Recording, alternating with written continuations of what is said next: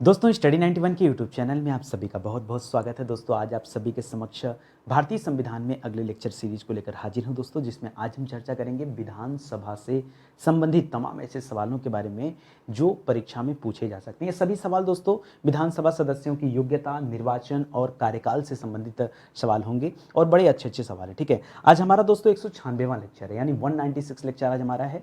और इसी सीरीज के 150 लेक्चर में दोस्तों हम लोगों ने इतिहास विषय पर चर्चा किया, जिसमें एंशियंट, मिडावल, मॉडर्न तीनों आपको पढ़ाया गया। आप प्लेलिस्ट में जाके चेक कर सकते हैं।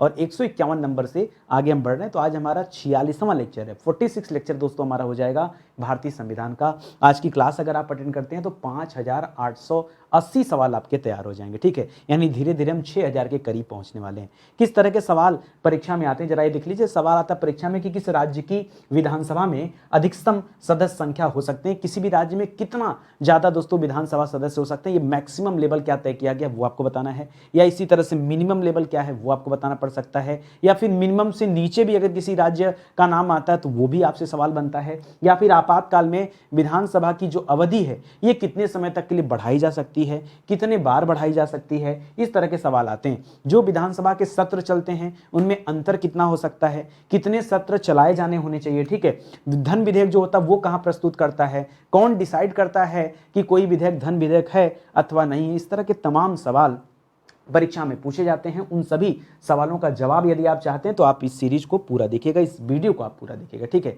स्टडी 91 के प्लेटफॉर्म से कई सारे विषय के लिए फाउंडेशन बैच भी लॉन्च किया गया है। आप एक मौका दीजिए, जुड़िए हमारे साथ और देखिए फाउंडेशन बैच में कितनी अच्छी तैयारी होती है। ठीक है, तो अलग अलग विषय के लिए फाउंडेशन बैच है। बहुत सारे बच्चे परेशान रहते हैं, हमारा हेल्पलाइन नंबर है, इस पर कॉल करके वो संपर्क कर सकते हैं। ठीक है, सीधे आते अपने सवालों पर और पढ़ना आरंभ करते हैं। तो याद रखेंगे आज हमारा 196वां लेक्चर है और आज हमारा तैयार हो जाएगा 5880 सवाल। जी हाँ दोस्तों, और टॉपिक क्या दोस्तों, तो विधानसभा के टॉपिक पर आज हम चर्चा करेंगे। ठीक है, सवाल आता है कि किसी राज्य की विधानसभा में अधिकतम सदस्य कितने हो सकते हैं, अधिकतम कितने मेंबर हो सकते हैं। दोस्तों आपको यहां मैक्सिमम संख्या बताना है कि मैक्सिमम जो है दोस्तों कितना हो सकता है। तो जब आप बात करेंगे किसकी, विधानसभा की, और विधानसभा होती कहां दोस्तों, विधानसभा हमेशा राज्य में होती है। ठीक है, तो राज्यों की जो विधानसभाएं होती हैं वहां मैक्सिमम नंबर कितना हो सकता है, तो याद रखिएगा 500। कितना दोस्तों, याद रखेंगे उत्तर कितना हो सकता है, याद रखेंगे 500 सदस्य हो सकते हैं। ये दोस्तों मैक्सिमम की लिमिट है। कितनी लिमिट है दोस्तों,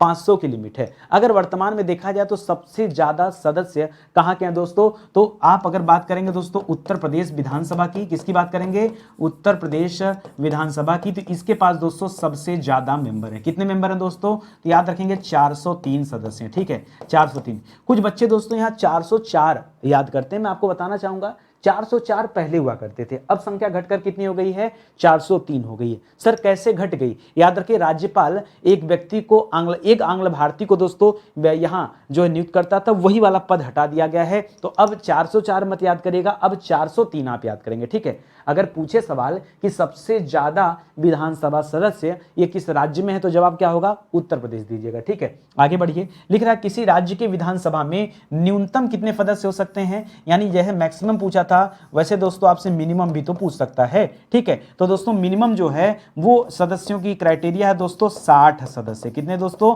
60 सदस्य दोस्तों ये मिनिमम हो सकते हैं। लेकिन उसके बावजूद भी कुछ ऐसे राज्य हैं जहां पर सदस्य 60 से भी ज्यादा कम है। जैसे मैं आपको बताना चाहूंगा, जैसे जब आप बात करते हैं दोस्तों सिक्किम राज्य की, ठीक है, जब आप सिक्किम की बात करते हैं दोस्तों तो सिक्किम की राजधानी गंगटोक है और सिक्किम में यह संख्या सिर्फ 32 है। कितनी है दोस्तों, सिर्फ 32 है। ठीक है, वहां पर विधानसभा जो है वो कितनी छोटी विधानसभा है, सोचिए यहां पर दोस्तों कंडीशन दिया गया कि कम से कम दोस्तों 60 होंगे, लेकिन उसके बावजूद भी सिक्किम में कितनी संख्या, 32 है। ठीक है, इसी तरह से जब आप पूर्वोत्तर के राज्य दोस्तों मिजोरम, कौन सा राज्य है, मिजोरम, मिजोरम में मजा आ गया। ठीक है, तो मिजोरम में याद रखिएगा ये संख्या 40 है। ठीक है, तो सोचने वाली बात है कि जो मिनिमम संख्या है उसके नीचे भी दोस्तों यहां पर कुछ अपवाद स्वरूप आते हैं, तो इनका नाम अवश्य परीक्षा में पूछा जाता है। अगर यही दोस्तों केंद्र शासित प्रदेश के बारे में पूछे तो बताएगा दोस्तों पुदुचेरी के बारे में। ठीक है, पुदुचेरी की जो संख्या दोस्तों वो 30 + 3 है, यानी इक्वल टू 33 हो जाएगा। ये 30 + 3 क्यों रखा, क्योंकि 30 दोस्तों ये निर्वाचित होते हैं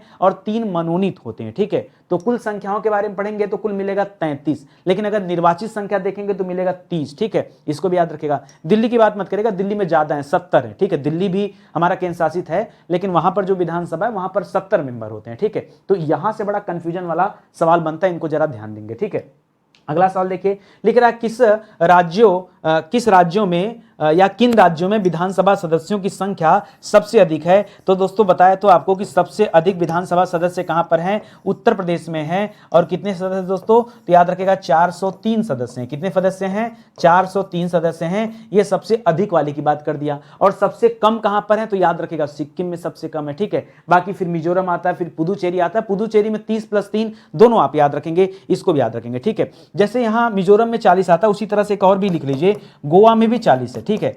गोवा में सीट कितनी दोस्तों, वहां भी 40 है। तो ये दोस्तों कुल मिला के 3 राज्य और 1 केंद्र शासित प्रदेश, या अपवाद स्वरूप आप याद कर सकते हैं, क्योंकि अपवाद वाला सवाल ना ज्यादा परीक्षा में पूछता है, ठीक है। तो ये आपको ध्यान रखना है। समझ में आ गया ना। चलो आगे बढ़ते हैं। हम लोग पूरे विधानसभा के जितने भी सवाल होंगे ना, सब पे चर्चा करेंगे, ठीक है। अगला सवाल है, किन राज्यों की विधानसभाओं में सदस्य संख्या 60 से भी कम है, ठीक है। अभी तो बताया, चलो नोट कर लो फिर से। सबसे पहले हम लोगों ने बात किया किसकी सदस्य संख्या सबसे कम है दोस्तों, तो सिक्किम की बात किया। सिक्किम में संख्या कितनी है दोस्तों, 32 है, इसको याद रखेगा। नंबर 2 पर दोस्तों हमने किसके बारे में बात किया, नंबर 2 पर आपको मैंने मिजोरम बताया। क्यों, क्योंकि दोस्तों पूर्वोत्तर का राज्य है, यहां संख्या 40 है।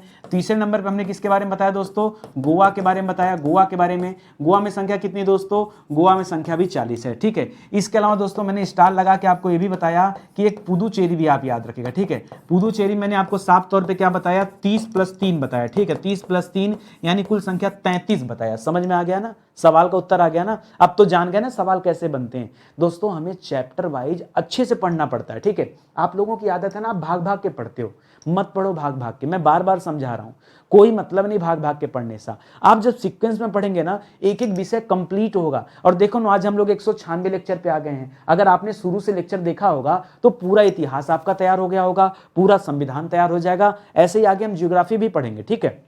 आगे बढ़िए, लिख रहा है कि विधानसभा का कार्यकाल कितना होता है। जी हां दोस्तों, विधानसभा का कार्यकाल 2 चीजें होती हैं। अगर हम विधानमंडल की बात करते हैं, ध्यान से समझिएगा, अगर हम विधानमंडल की बात करते हैं तो विधानमंडल में दोस्तों 2 चीजें पढ़ते हैं। सबसे पहले तो पढ़ते हैं विधान परिषद। क्यों, क्योंकि विधान परिषद को उच्च सदन कहा जाता है। ध्यान दीजिएगा, विधान परिषद पढ़ते हैं। विधान परिषद को क्या कहा जाता है दोस्तों, इसको उच्च सदन कहा जाता है। इसमें जो कार्यकाल होता है ना, ये 6 साल का कार्यकाल होता है। और जो निचला सदन होता है, जिसे हम विधानसभा कहते हैं, जो आज सवाल आपसे पूछ रहा है, इस विधानसभा को हम निम्न सदन कहते हैं, ठीक है। और इसका कार्यकाल कितना होता है दोस्तों, इसके सदस्यों का कार्यकाल होता है दोस्तों 5 वर्ष, ठीक है। 5 साल या 5 वर्ष, ठीक है, याद रखेंगे। हाँ, ऐसा नहीं कि एकदम फिक्स ही होता है। अगर मान लीजिए भंग हो गया तो, अगर विघटन हो गया तो, भाई अस्थाई सदन का तो विघटन होता नहीं है, लेकिन अस्थाई का तो विघटन होगा। यानी 6 साल वाले का विघटन नहीं होता। क्यों, क्योंकि 6 साल वाला जो सदन है ना, ये अस्थाई सदन है। क्या है, ये अस्थाई सदन है। और ये जो 5 साल वाला सदन है ना, ये अस्थाई सदन है। अगर यहां पर झोल झाल हुआ तो सरकार गिर भी सकती है। इस बात का आप याद रखेंगे। यहां सवाल विधानसभा का था, इसलिए 5 वर्ष बोल दीजिए, ठीक है। अगला सवाल लिख रहा, आपातकाल में विधानसभा की अवधि एक बार में दोस्तों कितने वर्ष के लिए बढ़ाई जा सकती है, ठीक है। दोस्तों जब आप आपातकाल की बात करते हैं, तब याद रखेगा हमारे संविधान में आपातकाल का जो प्रावधान है, ये जर्मनी के वाइमर संविधान से लिया गया है, ठीक है। वाइमर संविधान से लिया गया है। और आपातकाल से संबंधित कुल 3 अनुच्छेद हैं। एक अनुच्छेद है 352, जिसमें दोस्तों राष्ट्रीय आपातकाल के बारे में बताया गया है। एक है अनुच्छेद 356, ठीक है। 52 में 4 जोड़ेंगे 56 हो जाएगा, ठीक है। क्यों 4 ही जोड़ना है, क्योंकि पुनः 4 जोड़ेंगे तो 60 हो जाएगा। तो सीक्वेंस में है 352 में राष्ट्रीय आपातकाल है, 356 में संवैधानिक तंत्र के विफलता की बात करता है, जिसके कारण राज्य में आपातकाल लगाए जाते हैं। और ये जो बता रहा है आपातकाल में विधानसभा की अवधि, ये दोस्तों हमको वही बताने का प्रयास कर रहा है कि आपातकाल, ये राज्यों की बात कर रहा है, तभी तो यहां पर लिखा विधानसभा की अवधि, नहीं तो ऐसा क्यों लिखता, ठीक है। यानी अनुच्छेद 356 के तहत यहां पर लगता है। और जो आपातकाल होता है दोस्तों, ये एक बार में कितने वर्ष के लिए बढ़ाया जा सकता है, तो 1 वर्ष के लिए बढ़ाया जा सकता है, ठीक है। अगर दोस्तों यहां पर आपको यह जानना हो कि आपातकाल जो दोस्तों 21 अनुच्छेद के तहत लगता है, तब आप क्या बताएंगे दोस्तों, अनुच्छेद 356 जो बताता है संवैधानिक तंत्र के विफल होने की बात। किसकी बात करता है, संवैधानिक तंत्र की विफलता की बात करता है। और फिर उसके फलस्वरूप क्या करते हैं, राष्ट्रपति आपातकाल की घोषणा करते हैं, ठीक है। ये आप याद करेंगे। जो 4 और जोड़ेंगे, 56 में 4 जोड़ेंगे तो 60 हो जाएगा। तो 360 जो है दोस्तों, वो किसे बताता है, वो वित्तीय आपातकाल के बारे में बताता है, ठीक है। तो इस सवाल को भी आप याद रखेंगे, ठीक है। चलिए आगे बढ़ा जाए अगले सवाल में ना। आगे बढ़ते हैं। लिख रहा आपातकाल में विधानसभा की बढ़ी हुई अवधि, और अभी आपने पढ़ा दोस्तों कितनी अवधि बढ़ाई जा सकती है दोस्तों, तो आपने पढ़ा दोस्तों 1 वर्ष के लिए यह अवधि बढ़ाई जा सकती है। लिख रहा बढ़ी हुई अवधि संकट काल की समाप्ति के कितने माह बाद तक हो सकती है। ये दोस्तों जब संकट समाप्त हो जाएगा, यानी जिस कारण से आपातकाल लगा है अगर वो संकट समाप्त हो गया तो उसके कितने माह तक दोस्तों वो एक्टिव रह सकता है या लगा रह सकता है, तो याद रखिएगा वो कंडीशन दोस्तों 6 माह। यहीं पर आकर बच्चे कंफ्यूज होते हैं कि कहां हम लोग 6 माह पढ़ते हैं और कहां हम लोग 1 साल पढ़ते हैं। ध्यान दीजिएगा, जब आपातकाल लगाने की बात होगी तब आप बताएगा कि एक बार में 1 साल के लिए बढ़ाया जा सकता है, लेकिन जब संकट समाप्त हो गया है, मान लीजिए किसी राज्य में आपातकाल लगा है, अब संकट समाप्त हो गया और राष्ट्रपति आपातकाल हटा ही नहीं रहे, अरे भाई तो गलत है ना, तो जास्ती है ना। ठीक है, जब संकट समाप्त हो गया है तो 6 महीने बाद ये क्या हो जाएगा, आपातकाल समाप्त किया जाएगा। नियम है, प्रावधान है। ठीक है, इस बात को आप याद रखेंगे। आगे बढ़िए। लिख रहा है किसके द्वारा विधानसभा को समय से पूर्व भी क्या किया जा सकता है, भंग किया जा सकता है। तो याद रखेंगे दोस्तों, यहां किसकी सिफारिश पर, मंत्री परिषद की सिफारिश पर, मंत्री परिषद या मुख्यमंत्री, भाई कोई सिफारिश करेगा तभी ना, मुख्यमंत्री की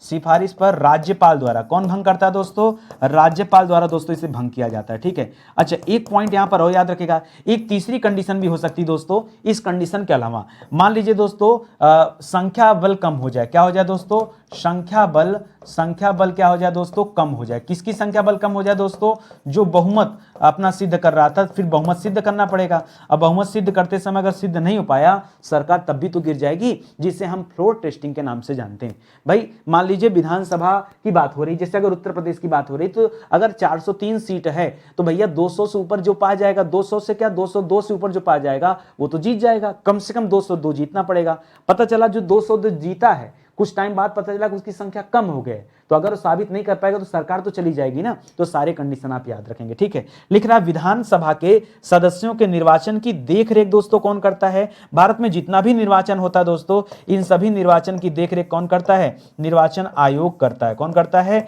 निर्वाचन आयोग करता है, जिसे इलेक्शन कमीशन कहा जाता है। इलेक्शन कमीशन या चुनाव आयोग की बात कहां किया गया दोस्तों, तो जब आप पढ़ेंगे अनुच्छेद 324 के बारे में, तब आप जानेंगे कि भारत का चुनाव आयोग क्या है। ठीक है, इनके सदस्यों के बारे में और चीजें, जो भी चीजें होंगी उनसे संबंधित प्रावधान, वो सब कुछ हम 324 से पढ़ना आरंभ करते हैं। ठीक है, तो उन्हीं की देखरेख में दोस्तों चुनाव कराया जाता है। ठीक है, अगला सवाल, विधानसभा चुनाव किस आधार पर होते हैं। क्या पूछ दिया सवाल यार, विधानसभा चुनाव किस आधार पर होते हैं, इसका आधार क्या होता है, बताइए क्या हो सकता है। सवाल थोड़ा सा कुछ टेक्निकल दे रहा है। ठीक है, विधानसभा चुनाव किस आधार पर होते हैं, आधार क्या हो सकता है बताइए।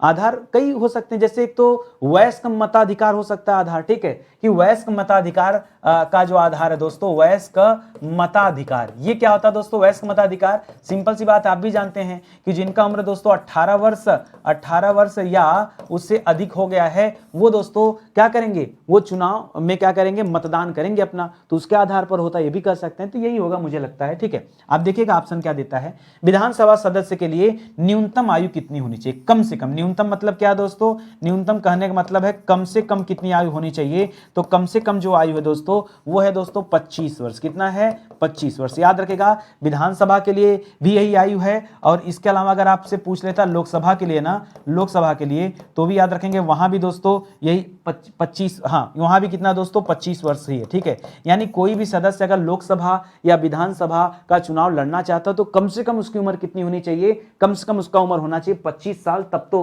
काम ठीक है, नहीं तो फिर क्या होगा, दिक्कत है। ठीक है, आ रही बात समझ में, कहीं कोई दिक्कत हो तो बताइए, नहीं दिक्कत है ना। चलिए आगे बढ़ते हैं। लिख रहा विधानसभा सदस्य के लिए किस संवैधानिक संस्था द्वारा निर्धारित की गई योग्यताएं रखना अनिवार्य है। ठीक है भाई, विधानसभा सदस्य अगर आपको बनना है, ठीक है, और तो दोस्तों ये 25 साल किसने डिसाइड किया, या 5 साल के लिए जो चुना जाएगा व्यक्ति वो किसने डिसाइड किया, या व्यक्ति को भारत का नागरिक होना चाहिए ये किसने डिसाइड किया। भाई ये सब कुछ डिसाइड कौन करता है, तो याद रखेगा ये सब कुछ भारतीय संसद डिसाइड करती है, ये उसी के अनुरूप दिया है। अब आप अगर ध्यान नहीं देंगे तो बहुत सारे बच्चे बड़े स्पीड में क्या कर देते हैं, विधानमंडल कर देते हैं। नहीं, विधानमंडल नहीं नियम बनाती है, विधानमंडल तो राज्यों के लिए नियम बनाएगी, मतलब राज्य में रहने वाले नागरिकों के लिए नियम बनाएगी।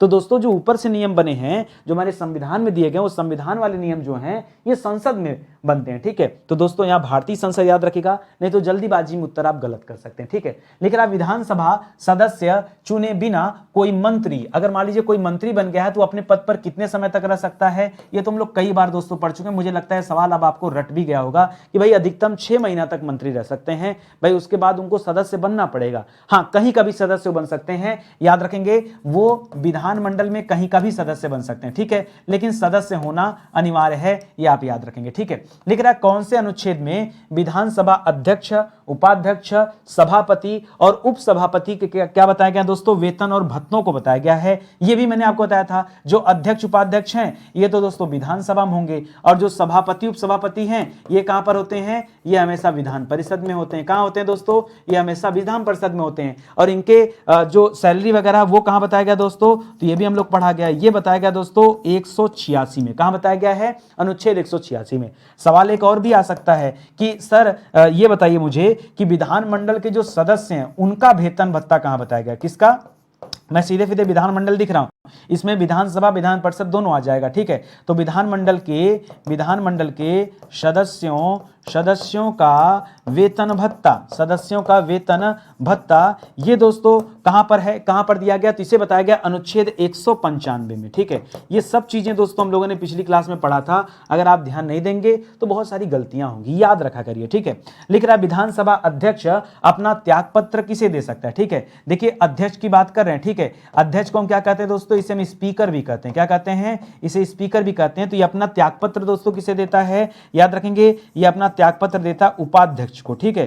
कौन सा उपाध्यक्ष, याद रखेंगे विधानसभा का उपाध्यक्ष, ठीक है। विधानसभा का जो उपाध्यक्ष होता है ये अपना त्यागपत्र उसे देते हैं, दोनों एक दूसरे को त्यागपत्र देते हैं। अगर अध्यक्ष को त्यागपत्र देना है तो उपाध्यक्ष को देगा, उपाध्यक्ष को त्यागपत्र देना है तो क्या करेगा, वो लोकसभा अध्यक्ष को त्यागपत्र देता है, ये आप याद रखेंगे, ठीक है। ध्यान दीजिएगा दोस्तों, स्टडी 91 के प्लेटफॉर्म से कई सारी किताबें भी लॉन्च की गई हैं, आपके पास मौका है, आप जुड़िए हमारे साथ और देखिए किताबों में कितनी क्वालिटी है। पढ़ेंगे तब आपको लगेगा, जितनी शिद्दत से, जितने मेहनत से मैं क्लास आपको पढ़ाता हूं ना, उतनी शिद्दत से किताबें भी लिखी गई हैं, ठीक है। तो एक एक किताब दोस्तों क्वालिटी कंटेंट वाली है, आप चाहें तो इस किताब को ले सकते हैं हमारे वेबसाइट से, एप्लीकेशन से। कहीं कोई डाउट है, नहीं खरीद पा रहे हैं, तो आप इस नंबर पर कॉल कीजिए या फिर इस नंबर पर मैसेज कीजिए, ये सब चीजें वहीं पर आपको मिल जाएंगी, ठीक है।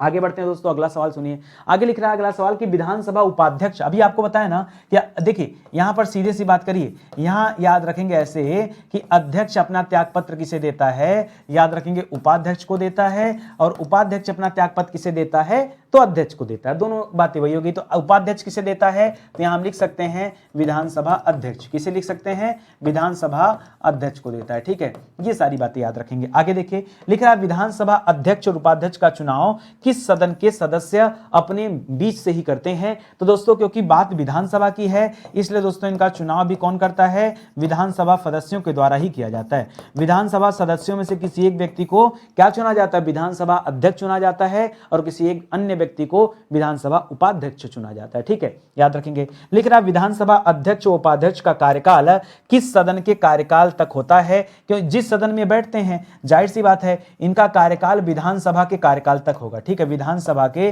कार्यकाल तक। क्यों मैं ऐसा कह रहा हूं, क्यों मैं 5 साल नहीं बोल रहा हूं, भाई विधानसभा अगर 5 साल चलेगी तो 5 साल इनका कार्यकाल होगा। विधानसभा अगर पहले ही भंग हो गई किसी कारण से तब क्या इनका कार्यकाल 5 साल चलेगा, नहीं, इनका कार्यकाल विधानसभा के 7 तक चलता है। जब विधानसभा भंग हो जाएगी तो दोस्तों उसी दिन, अब विधानसभा 1 महीने में भंग हो जाएगी तो इनका कार्यकाल 1 महीने, विधानसभा 10 महीने में भंग होगी तो इनका कार्यकाल 10 दिन का, और विधानसभा 5 साल पूरा चली तो इनका कार्यकाल 5 साल का। हाँ, विधानसभा 6 साल नहीं चलेगी, क्यों, 5 साल बाद पुनः चुनाव कराए जाएंगे, तो याद रखेंगे इनका कार्यकाल अधिकतम 5 साल हो सकता है, लेकिन न्यूनतम ये विधानसभा के समय तक ही निश्चित होता है, इसे भी याद रखेंगे, ठीक है। लिख रहा है राज्य की विधानसभा के 17वासान के आदेश किसके द्वारा दिए जाते हैं, द्वारा किए जाते हैं, तो याद रखिएगा दोस्तों विधानसभा अध्यक्ष ये 17वासान का आदेश देता है, ठीक है। कौन देता है दोस्तों, विधानसभा अध्यक्ष, ठीक है। ये 17वासान क्या होता है, देखिए 2 चीजें होती है, एक होता है दोस्तों 17 आहूत, तो आहूत माने होता है बुलाना, आहूत माने क्या होता है, बुलाना, यानी जब सत्र को बुलाना होता है तब उसी को हम क्या कहते हैं, उसी को हम कहते हैं सत्राहूत, क्या कहते हैं, सत्राहूत। और दूसरा होता है दोस्तों सत्रधन अवसान, क्या होता है, सत्रधन अवसान। अवसान मतलब क्या होता है दोस्तों, समाप्त करना, ठीक है, अवसान मतलब क्या होता है, समाप्त, ठीक है, समाप्ति, ठीक है। तो याद रखेंगे, इसीलिए हम इसको एक साथ पढ़ते हैं 17वासान, क्या पढ़ते हैं, सत्रावसान। दोनों आप बातें समझ गए ना, ये विधानसभा अध्यक्ष का ही काम होता है। आगे देखिए, लिख रहा विधानसभा अध्यक्ष उपाध्यक्ष को किस सदन के सदस्यों के कुल सदस्यों के बहुमत द्वारा स्वीकृत प्रस्ताव के आधार पर हटाया जा सकता है। ये कहां बैठते हैं, ये कहां बैठते हैं, विधानसभा में बैठते हैं भाई। तो इनको हटाने के लिए या लाने के लिए जिम्मेदार कौन है? अगर इनको चुनने का अधिकार विधानसभा के सदस्यों को है तो इनको हटाने का भी अधिकार किसके पास है दोस्तों? विधानसभा के सदस्यों के पास ही है, ठीक है। क्यों? क्योंकि जो व्यक्ति जहां बैठता है दोस्तों उसे वही व्यक्ति तो हटाएगा। जैसे हम कहते हैं दोस्तों किसी गांव का प्रधान है तो प्रधान चुनने का अधिकार यदि गांव वालों को है तो प्रधान को हटाने का भी अधिकार गांव वालों को है। दूसरे गांव के लोग प्रधान को हटाएंगे थोड़े नहीं, वो तो जिस गांव का प्रधान होगा वही तो उसे हटाएगा। तो उसी तरह से दोस्तों विधानसभा के सदस्यों के द्वारा इन्हें चुना गया है तो विधानसभा के सदस्यों के द्वारा इन्हें हटाया जा सकता है। इसमें कोई डिफिकल्ट बात नहीं, इसे आप आसानी से याद रख सकते हैं, ठीक है। लिख रहा है विधानसभा की कार्यवाही के लिए कुल सदस्य संख्या कितनी होनी चाहिए? कार्यवाही मतलब क्या होगा दोस्तों? सीधे सीधे वो कोरम की बात कर रहा है, ठीक है। कोरम की बात कर रहा है। हिंदी में कोरम को क्या कहते हैं दोस्तों? हिंदी में कोरम को गणपूर्ति कहते हैं कि कम से कम कितना मेंबर होना चाहिए। तो याद रखिएगा कुल सदस्य संख्या का क्या होना चाहिए दोस्तों? 1/10। कुल सदस्य संख्या जितना होगा उसका 1/10 क्या होना चाहिए? कोरम होना चाहिए। जैसे मान लीजिए अगर उत्तर प्रदेश की बात करें, ठीक है, उत्तर प्रदेश की संख्या कितनी है दोस्तों? उत्तर प्रदेश में विधानसभा सीटों की संख्या 403 है। 10 से भाग दे देंगे तो लगभग 40 प्लस, ठीक है, यानी 40-41 सदस्य अगर हों, यहां पर 40 ने आप 41 लीजिएगा, ठीक है, क्योंकि 0.3 में तो कोई आएगा नहीं सदस्य, ठीक है। तो याद रखिएगा कम से कम 41 सदस्य होने चाहिए, तब जाकर दोस्तों सदन चलेगा। अगर 41 से कम लोग मौजूद हैं तो फिर सदन नहीं चलाया जाएगा। तो जो गणपूर्ति है दोस्तों वो है 1/10। गणपूर्ति हर जगह 1/10 ही है कुल सदस्य संख्या का। लेकिन अब विधानसभा का सत्र एक वर्ष में कितनी बार आहूत किया जाना चाहिए? आहूत मतलब क्या होगा दोस्तों? वही सीधे सीधे लिख दिया ना, सत्राहूत। क्या हो गया? सत्राहूत मतलब शत्र धन आहूत, सत्र धन आहूत। और आहूत माने क्या होता है दोस्तों? सत्र को बुलाना। तो दोस्तों सीधे सीधे पूछा जा रहा है कि कम से कम विधानसभा का सत्र एक साल में कितनी बार बुलाया जाना चाहिए? तो कम से कम दोस्तों 2 बार। कितने बार दोस्तों? कम से कम कितने बार? 2 बार बुलाया जाना चाहिए, ये नियम है, ठीक है। आने को तो 3 बार भी हो सकता है, लेकिन दोस्तों कम से कम पूछा जा रहा है आपसे तो मिनिमम 2 बार तो होना चाहिए।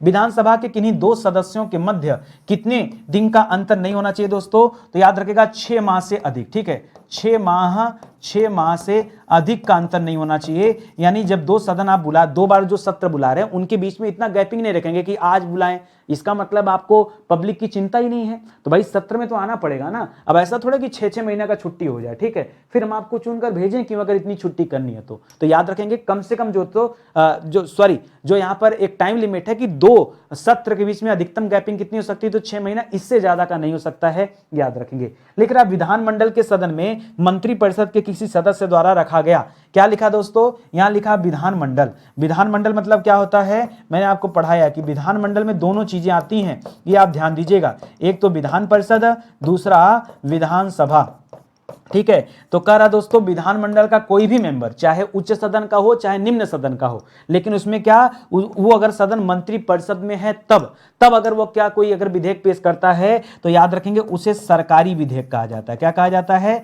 सरकारी विधेयक कहा जाता है। अगर दोस्तों मंत्री परिषद में नहीं है, वो नॉर्मल सदस्य है, तब क्या कहेंगे? तब उसे गैर सरकारी विधेयक कहा जाता है। बहुत अच्छा सा अंतर है। अगर मंत्री परिषद का मेंबर है, ठीक है, वो व्यक्ति जो पेश कर रहा है विधेयक को, तब तो उसे सरकारी विधेयक कहेंगे, और अगर वो मेंबर नहीं है तब उसे गैर सरकारी विधेयक कहेंगे। बहुत आसान सा है, डिफिकल्ट बिल्कुल नहीं है, बस अर्थ आपको ध्यान से पढ़ने की जरूरत है। लेकिन राज्य मंत्रिपरिषद सामूहिक रूप से किसके प्रति उत्तरदायी होता है? ठीक है, तो 2 प्रकार का यहां पर आंसर बनेगा दोस्तों, आपका याद रखेंगे, ठीक है। पहला आंसर बनेगा दोस्तों कि वह विधानसभा के प्रति उत्तरदायी है, ठीक है। दूसरा उत्तर क्या बन सकता है? वह जनता के प्रति उत्तरदायी है, ठीक है, जनता के प्रति, ठीक है। तीसरा उत्तर क्या बन सकता है दोस्तों? यहां पे तीसरा हो सकता है कि वह निम्न सदन के प्रति उत्तरदायी है। देखिए सब बेवकूफ बनाने वाली बात है, ठीक है। निम्न सदन को ही क्या कहते हैं दोस्तों? विधानसभा, ठीक है। निम्न सदन को ही राज्य में क्या कहते हैं? राज्य में निम्न सदन को ही क्या कहते हैं? विधानसभा कहते हैं। तो आप घबराइएगा मत, आप परीक्षा में देखिएगा कि ऑप्शन क्या दे रहा है,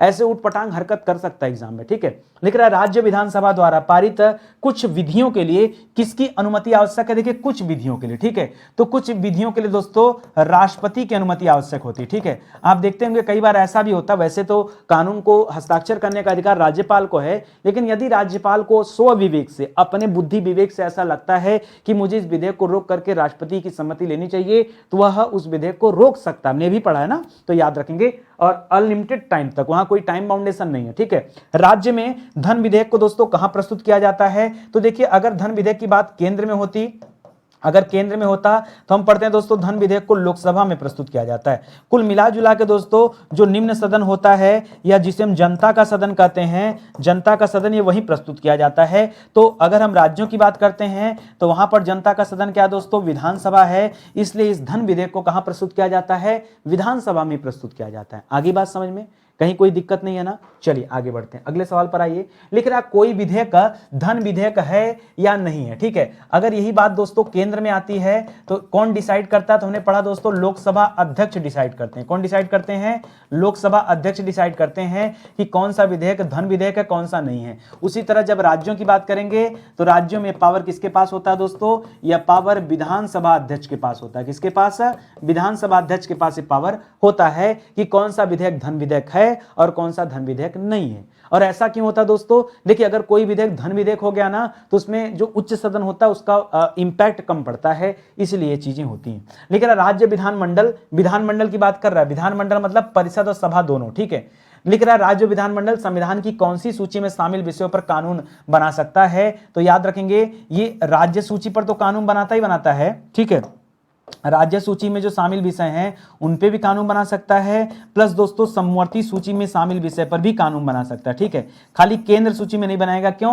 केंद्र सूची के विषय पर कानून बनाने का अधिकार केंद्र का है, राज्य सूची पर कानून बनाने का अधिकार राज्य का है, समवर्ती सूची पर कानून बनाने का अधिकार केंद्र और राज्य दोनों का है। तो केंद्र राज्य दोनों है, तो यहां नाम तो है ना राज्य का, इसलिए मैंने इसको भी लिख दिया। लिख रहा विधानसभा द्वारा पारित साधारण विधेयक विधान परिषद द्वारा अधिकतम कितनी अवधि तक विलंबित किया जा सकता है? किसके द्वारा दोस्तों? जो विधान परिषद है, यानी जो उच्च सदन है राज्य का, वो कितने समय तक किसी विधेयक को, साधारण विधेयक को होल्ड कर सकती है? तो याद रखेगा यहां पर जो लिमिट है दोस्तों 4 माह की लिमिट है। कितना दोस्तों? 4 माह की लिमिट। ठीक है, तो याद रखेगा विलंबित करने की बात हो रहा है, याद रखेंगे। और अगर कोई विधेयक धन विधेयक जैसी चीजें हैं तो खाली 14 दिन, वो केंद्र में भी वही है और राज्य में भी वही है। ठीक है, तो इसको भी याद रखेंगे। मुझे लगता है इतने सवाल आपके लिए अच्छे हैं। ठीक है, डेली आप हमारे क्लास से जुड़िए। देखिए हम लोग 6000 सवाल पढ़ चुके हैं। ठीक है, तो आप अपनी जो भाग दौड़ करते हैं ना, इसको रोक लीजिए। ठीक है, स्टडी 91 पर आइए। डेली दोस्तों एक टॉपिक उठाता हूं, उस टॉपिक के जितने भी सवाल बन सकते हैं परीक्षा में,